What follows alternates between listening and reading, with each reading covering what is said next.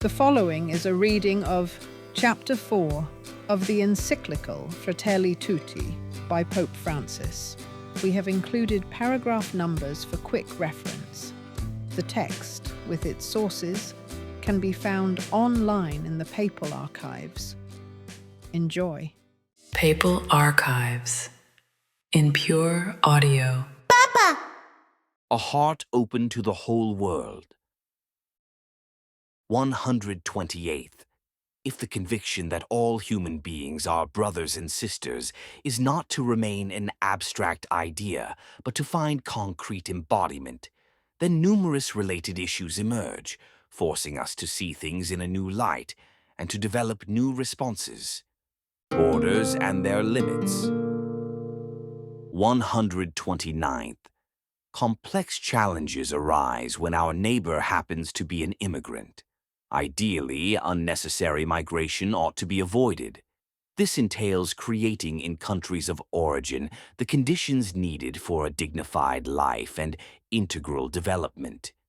Yet until substantial progress is made in achieving this goal, we are obliged to respect the right of all individuals to find a place that meets their basic needs and those of their families, and where they can find personal fulfillment.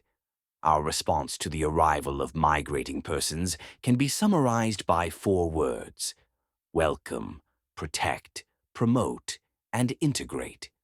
For it is not a case of implementing welfare programs from the top down, but rather of undertaking a journey together through these 4 actions in order to build cities and countries that, while preserving their respective cultural and religious identity, are open to differences and know how to promote them in the spirit of human fraternity. 130. This implies taking certain indispensable steps, especially in response to those who are fleeing grave humanitarian crises.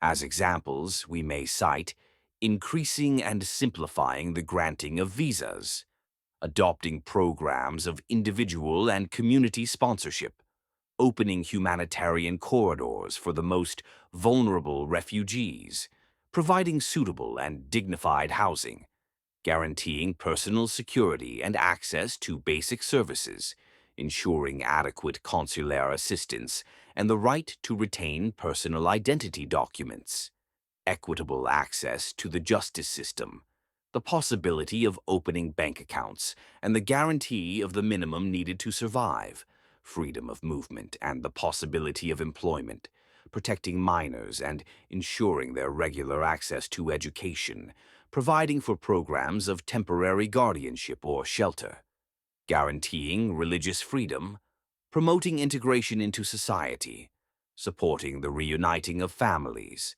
and preparing local communities for the process of integration. 131.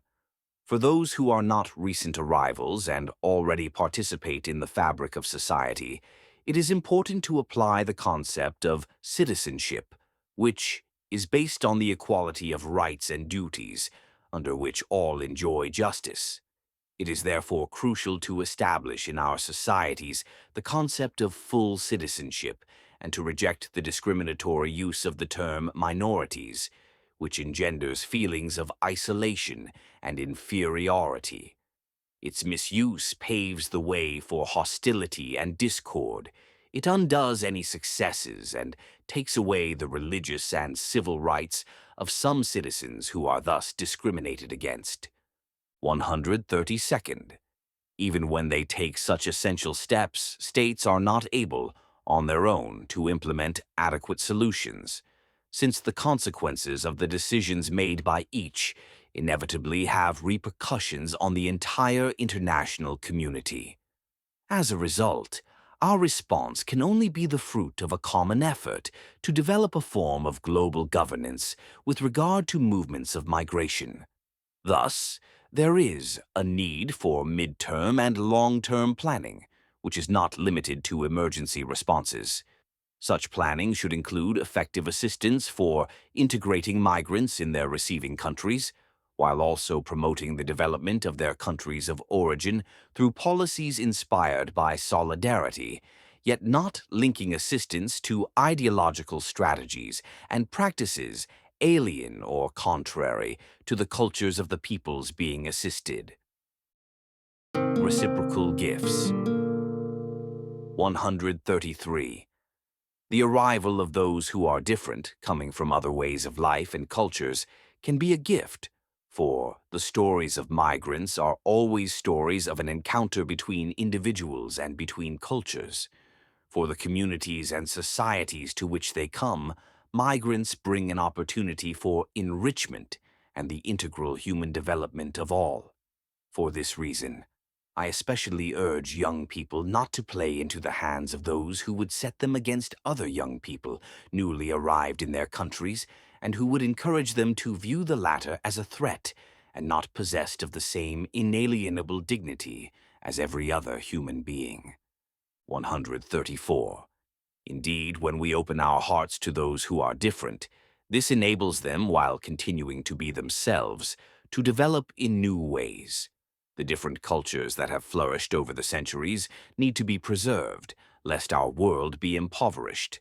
At the same time, those cultures should be encouraged to be open to new experiences through their encounter with other realities, for the risk of succumbing to cultural sclerosis is always present. That is why we need to communicate with each other, to discover the gifts of each person, to promote that which unites us, and to regard our differences as an opportunity to grow in mutual respect. Patience and trust are called for in such dialogue, permitting individuals, families, and communities to hand on the values of their own culture and welcome the good that comes from others' experiences. 135. Here I would mention some examples that I have used in the past. Latino culture is a ferment of values and possibilities that can greatly enrich the United States, for intense immigration always ends up influencing and transforming the culture of a place. In Argentina, intense immigration from Italy has left a mark on the culture of the society, and the presence of some 200,000 Jews has a great effect on the cultural style of Buenos Aires. Immigrants, if they are helped to integrate, are a blessing, a source of enrichment, and new gift that encourages a society to grow. 136. On an even broader scale, Grand Imam Ahmad al-Tayyib and I have observed that good relations between East and West are indisputably necessary for both. They must not be neglected, so that each can be enriched by the other's culture through fruitful exchange and dialogue. The West can discover in the East remedies for those spiritual and religious maladies that are caused by a prevailing materialism, and the East can find in the West many elements that can help free it from weakness, division, conflict, and scientific, technical, and cultural decline. It is important to pay attention to religious, cultural, and historical differences that are a vital component in shaping the character, culture, and civilization of the East. It is likewise important to reinforce the bond of fundamental human rights in order to help ensure a dignified life for all the men and women of East and West, avoiding the politics of double standards. A fruitful exchange. 137. Mutual assistance between countries proves enriching for each. A country that moves forward while remaining solidly grounded in its original cultural substratum is a treasure for the whole of humanity. We need to develop the awareness that nowadays we are either all saved together or no one is saved. Poverty, decadence, and suffering in one part of the earth are a silent breeding ground for problems that will end up affecting the entire planet. If we are troubled by the extinction of certain species, we should be all the more troubled that in some parts of our world, individuals or peoples are prevented from developing their potential and beauty by poverty or other structural limitations. In the end, this will impoverish us all. 138. Although this has always been true, never has it been more evident than in our own day, when the world is interconnected by globalization. We need to attain a global juridical, political, and economic order which can increase and give direction to international cooperation for the development of all peoples in solidarity.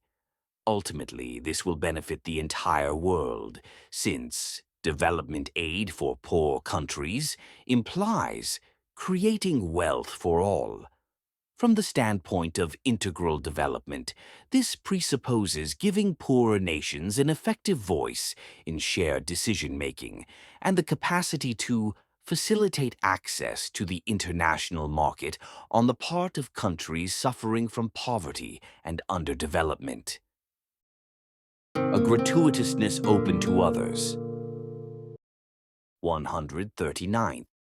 Even so, I do not wish to limit this presentation to a kind of utilitarian approach. There is always the factor of gratuitousness, the ability to do some things simply because they are good in themselves, without concern for personal gain or recompense. Gratuitousness makes it possible for us to welcome the stranger, even though this brings us no immediate tangible benefit. Some countries, though, presume to accept only scientists or investors. 140th. Life without fraternal gratuitousness becomes a form of frenetic commerce, in which we are constantly weighing up what we give and what we get back in return. God, on the other hand, gives freely, to the point of helping even those who are unfaithful. He makes his sun rise on the evil and on the good. There is a reason why Jesus told us, "When you give alms, do not let your right hand know what your left hand is doing, so that your alms may be in secret."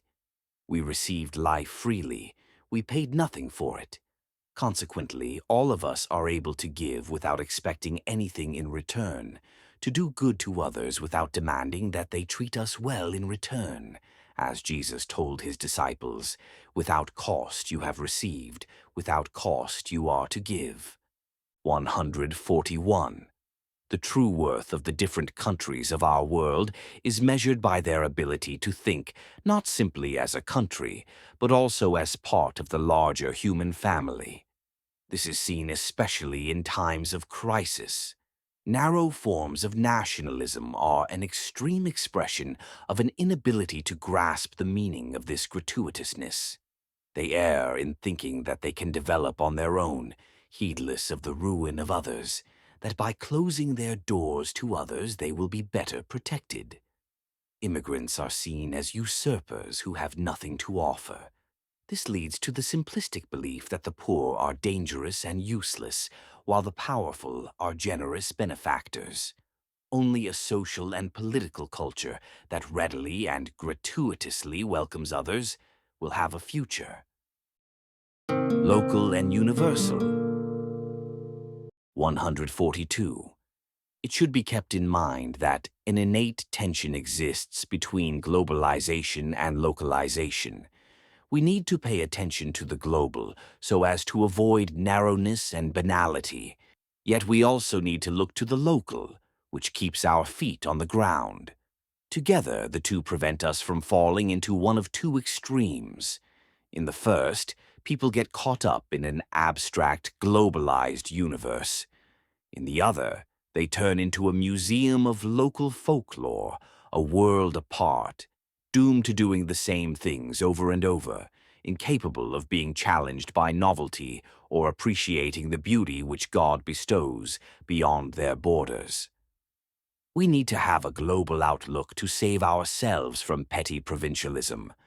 When our house stops being a home and starts to become an enclosure, a cell, then the global comes to our rescue, like a final cause that draws us towards our fulfillment.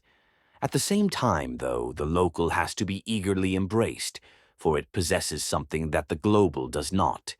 It is capable of being a leaven, of bringing enrichment, of sparking mechanisms of subsidiarity.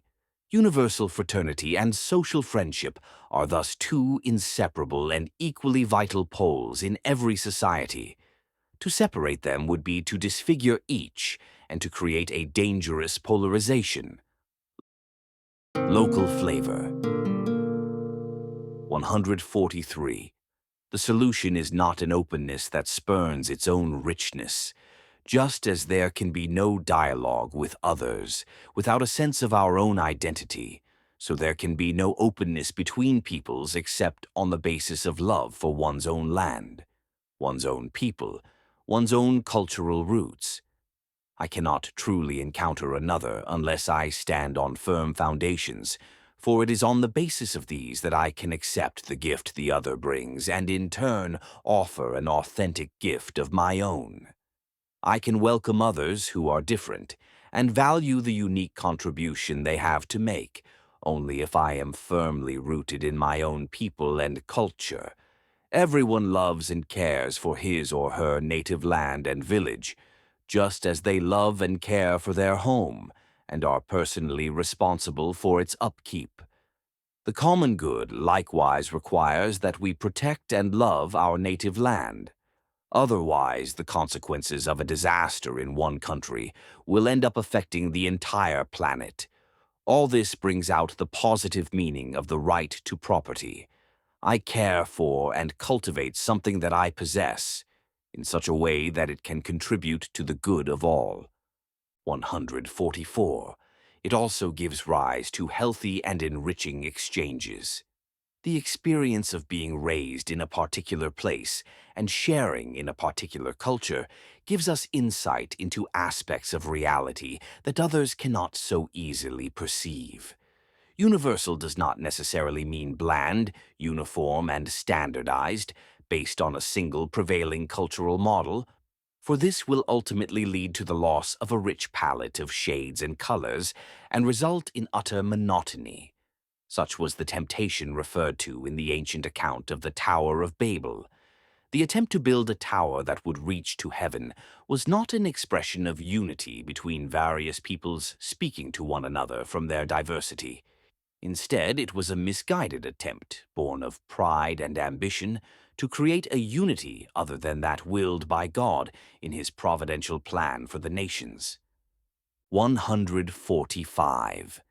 There can be a false openness to the universal, born of the shallowness of those lacking insight into the genius of their native land or harboring unresolved resentment towards their own people.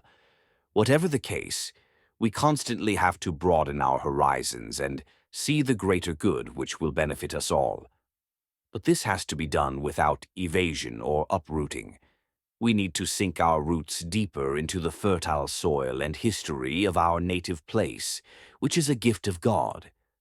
We can work on a small scale in our own neighborhood, but with a larger perspective. The global need not stifle, nor the particular prove barren.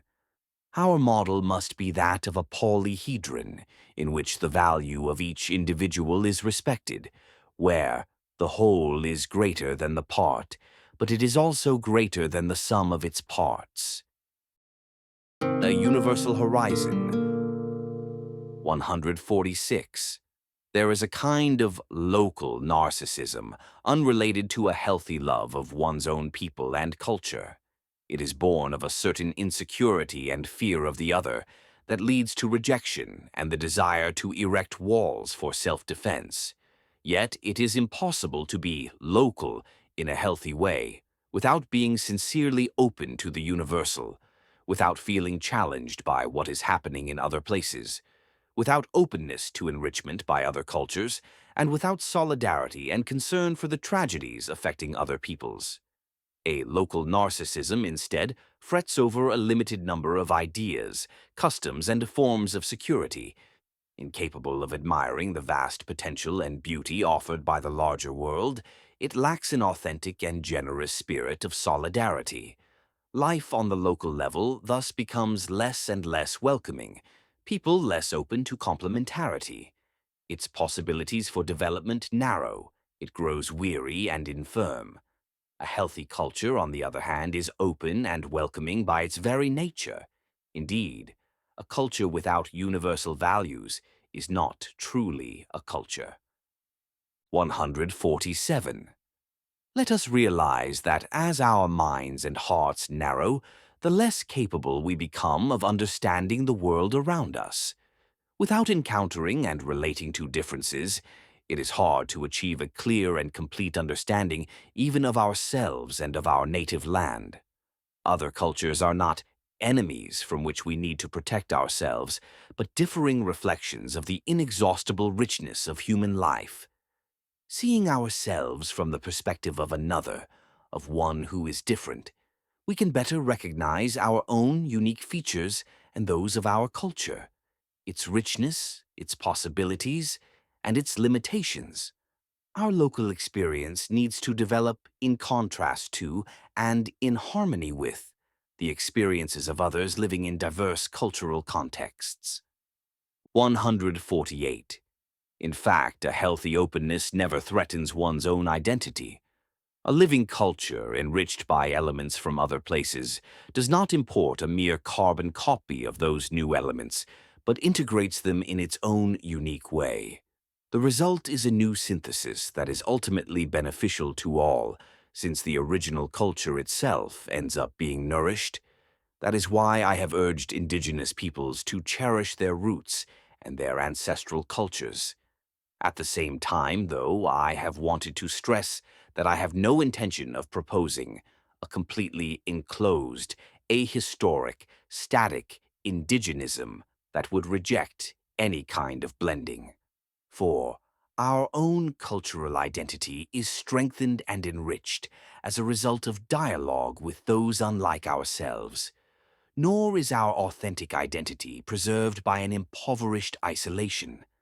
The world grows and is filled with new beauty, thanks to the successive syntheses produced between cultures that are open and free of any form of cultural imposition. 149.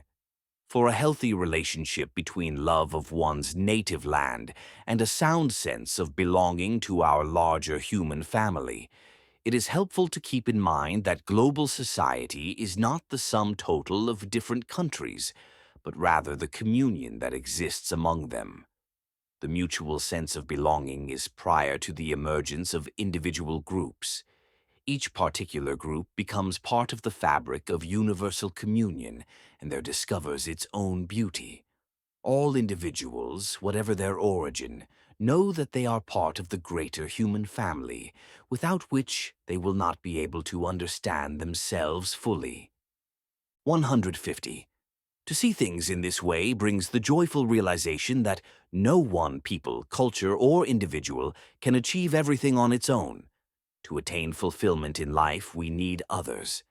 An awareness of our own limitations and incompleteness, far from being a threat, becomes the key to envisaging and pursuing a common project. For man is a limited being who is himself limitless. Starting with our own region. 151. Thanks to regional exchanges by which poorer countries become open to the wider world, universality does not necessarily water down their distinct features. An appropriate and authentic openness to the world presupposes the capacity to be open to one's neighbor within a family of nations. Cultural, economic, and political integration with neighboring peoples should therefore be accompanied by a process of education that promotes the value of love for one's neighbor, the first indispensable step towards attaining a healthy universal integration. 152. In some areas of our cities, there is still a lively sense of neighborhood. Each person quite spontaneously perceives a duty to accompany and help his or her neighbor. In places where these community values are maintained, people experience a closeness marked by gratitude, solidarity, and reciprocity. The neighborhood gives them a sense of shared identity. Would that neighboring countries were able to encourage a similar neighborly spirit between their peoples. Yet the spirit of individualism also affects relations between countries.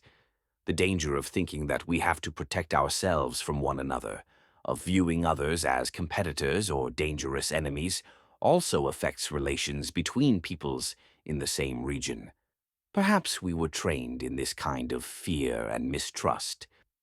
153. There are powerful countries and large businesses that profit from this isolation and prefer to negotiate with each country separately. On the other hand, small or poor countries can sign agreements with their regional neighbors that will allow them to negotiate as a bloc and thus avoid being cut off, isolated, and dependent on the great powers. Today, no state can ensure the common good of its population if it remains isolated. This concludes the reading of Chapter 4 of the Encyclical Fratelli Tutti by Pope Francis. Remember to like and subscribe to find the other chapters and other documents from the Papal Archives. Thank you for listening. Papal Archives in pure audio. Papa!